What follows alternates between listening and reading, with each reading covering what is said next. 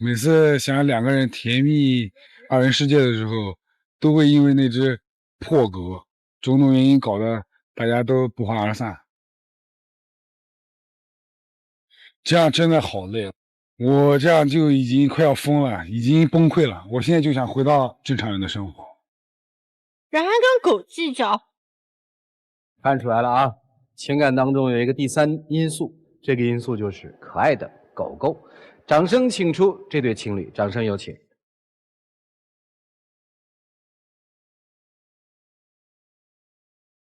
男嘉宾小陈26岁，来自安徽，是一名销售；女嘉宾小雅26岁，同样来自安徽，婚庆公司。来，有请两位，有请。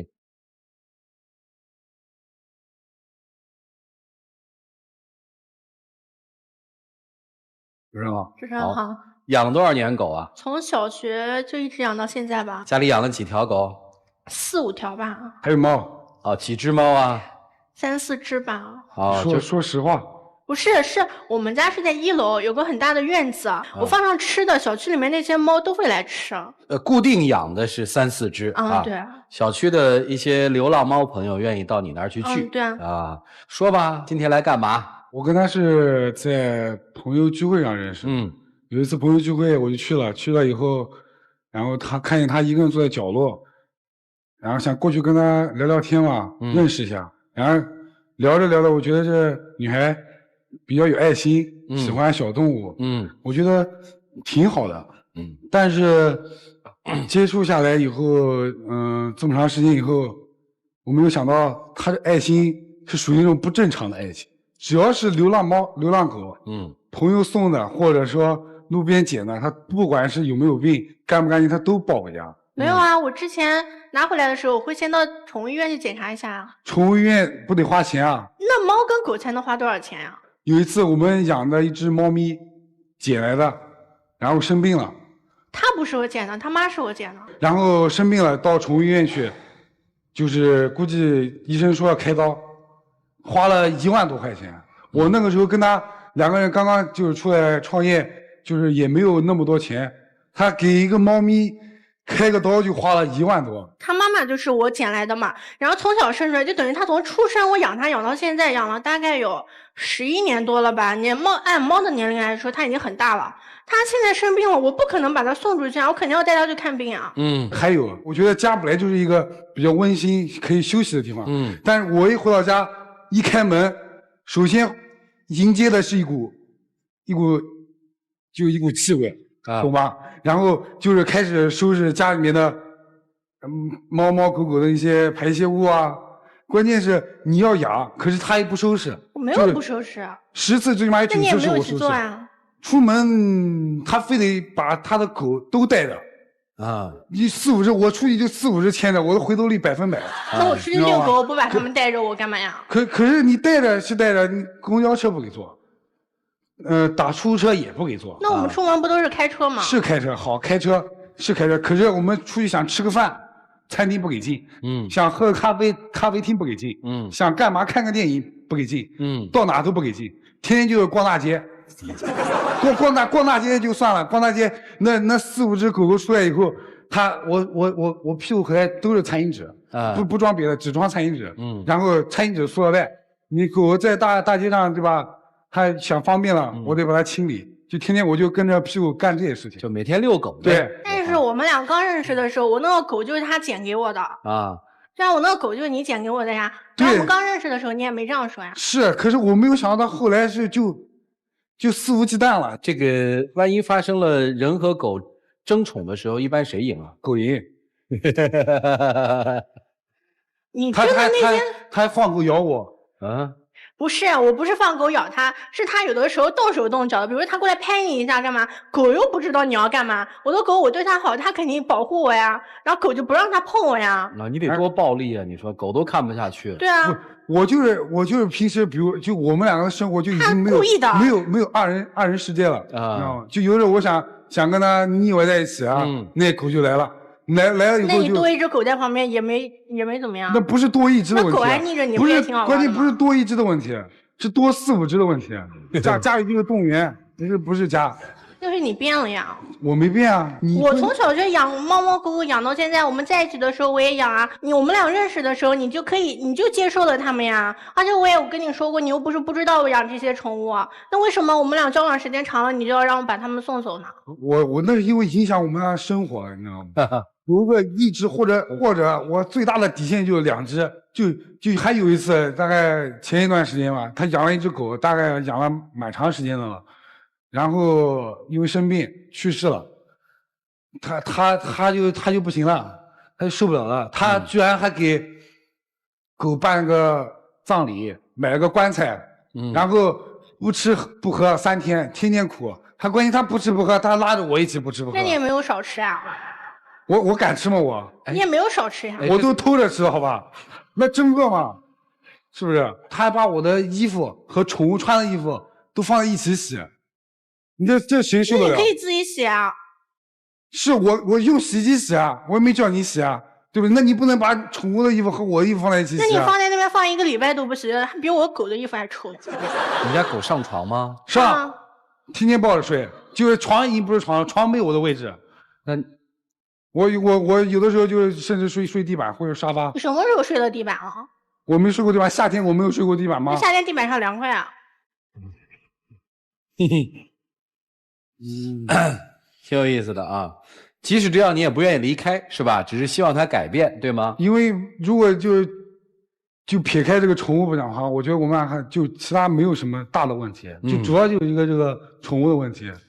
所以就想来这里，想让嘉宾老师，对吧？听明白了，老师们你们看看怎么办吧。我们一起进入丘比特问卷。阿莫老师，我客观上来讲，我觉得你男朋友提出的一些需求是挺正常的。你看你们家里4只猫5只狗加在一起9只小动物，对于现在的一个都市的人来讲，他有他自己的生活的规划，不希望你把过多的精力投入在宠物身上，因为以后可能你们2人是生活当中的一个搭档。所以我说这位姑娘，我给你的建议是什么呢？你养宠物可以，但是你的男朋友向你提出的那些需求，你客观想一想，是不是不是说对你有帮助啊，也不是对他有帮助，是不是对于你们的婚姻有帮助？也许他提出的要求可能你不高兴，但是如果你要去接受他的建议，对你的婚姻就好了。婚姻是什么呢？婚姻就是一个房间，如果房间里温暖，大家都能受益，但如果房间非常冷，2个人都是非常的不舒服的，好吗？好，谢谢。好，谢谢阿莫老师。来，于老师。好，问一下这位先生，如果女朋友答应把现在的猫和狗送走一部分，只留下一个应你的愿了，你觉得问题解决了，对吗？是啊。错了，你想没想过，今天他能送走，还能接回来？尤其是万一你要是对他一点不好，他马上就接回来，会接更多只回来，你考虑过没有啊？没有。那么其实猫猫狗只是一个砝码，你们俩之间在这个过程当中是想改变谁和坚持自我的一个原则性问题。他来了以后呢，希望因为你的到来而有所改变。我从你们的感觉，包括他上台之后的和猫狗与你之间的对比，这几乎不可能。那另外一个呢，你也在思考，一个男人到你的家庭生活来了，他不仅仅是多了一个饲养员，也不仅仅是多了一个宠物，他是你的一个男人。所以在这个角度来讲的话，你应该要做一些适合婚姻的变化。如果都没有的话，那我只能说他就是一个宠物，多了一个宠物而已。所以我这样认为这是不公平的，所以请2位三思，好吗？谢谢。罗老师，结婚之后单住啊，还是跟婆婆一块住啊？单住。婆婆跟你一块住可以吗？可以啊。真的可以？对啊。你能容得下婆婆跟你一块住那一满屋子的狗？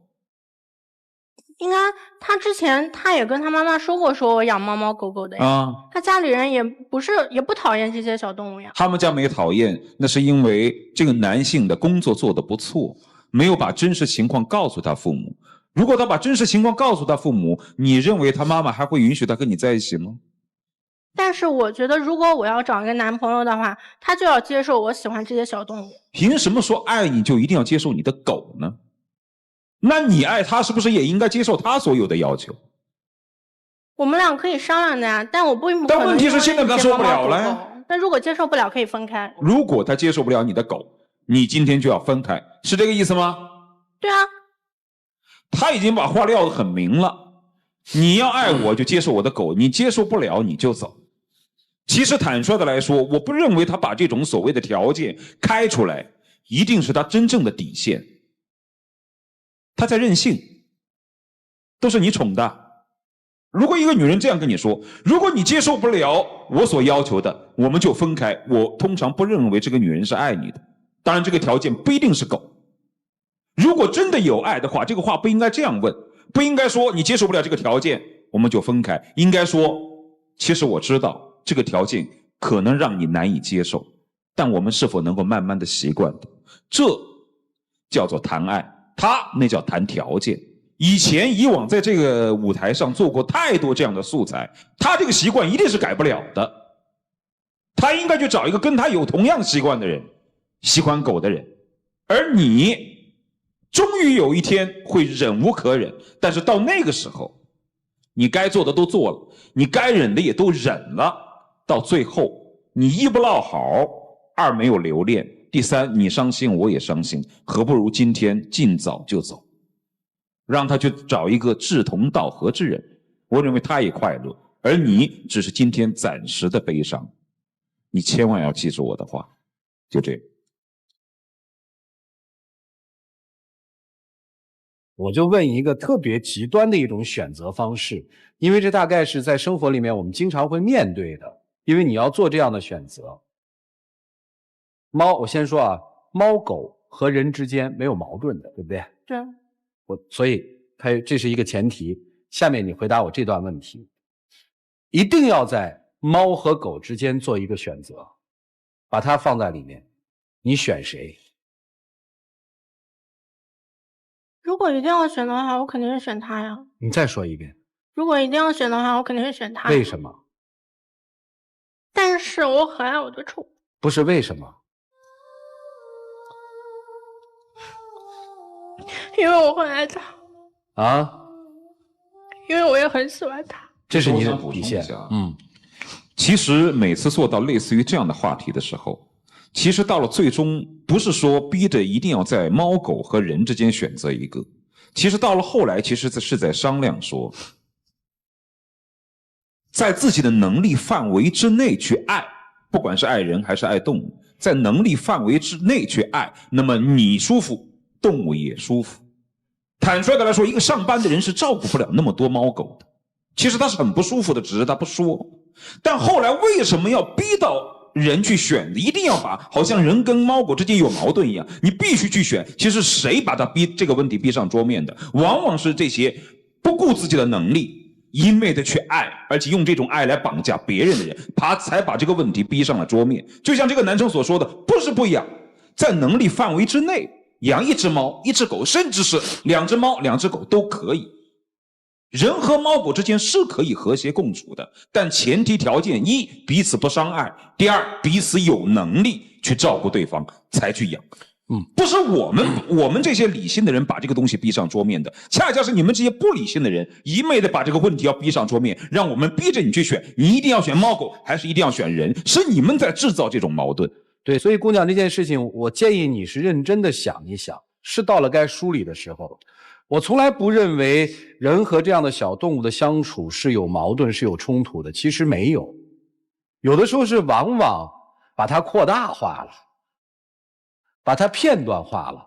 就像这件事情，按你的说法，在你的生活里，你们俩是很少有这种共同去看电影啊，去咖啡馆的时间的，你更多的时间是在伺候猫狗的。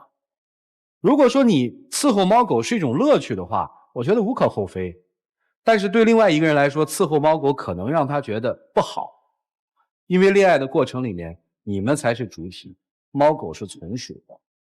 所以我请你认真考虑，男生也是一样的，真的爱就是要替对方去想，包括爱猫、爱狗、爱小动物，如何平衡和关注狗狗和男朋友之间的关系，如何平衡爱小动物和家庭生活之间的关系，是你需要认真考虑的。好了，剩下的时间留给你们自己吧，一起进入黄金60秒。我觉得我们在一起那么久了吧，我一直都很喜欢我的小动物，你又不是不知道。但你如果非要我做一个选择的话，就算我给你一个很满意的答复，我选择了你，跟你在一起，我不再养这些小动物，但你觉得我会开心吗？所以你好好想一下。我想想吧。谢谢两位啊，请回吧。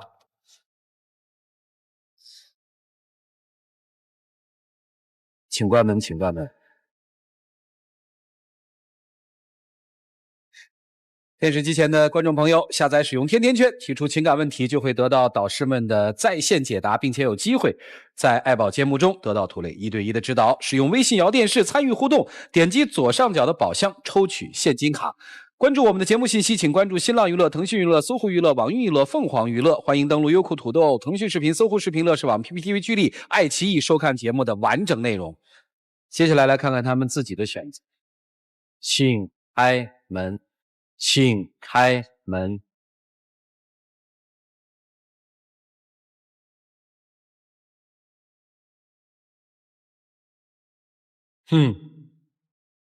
Forever love, forever love， 我只想用我这一辈子去爱你。从今以后，你会是所有这个到底为什么出来？女生为什么出来？怎么想的？因为我觉得不是什么大的问题啊。OK， 好，男生呢？我舍不得。好吧，你们自己去商量去吧。有请我们的小话筒，有请。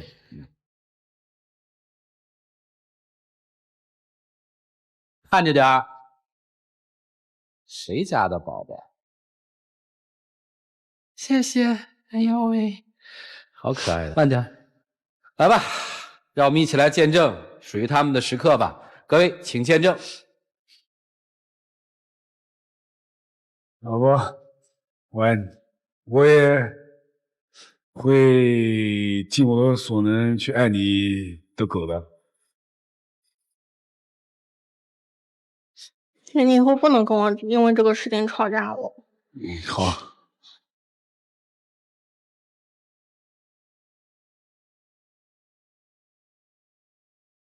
这个送给你们啊，预备师的这个面膜，来，碉堡师预备师啊，祝你们幸福啊！谢谢老师，请回吧，请回吧，谢谢啊。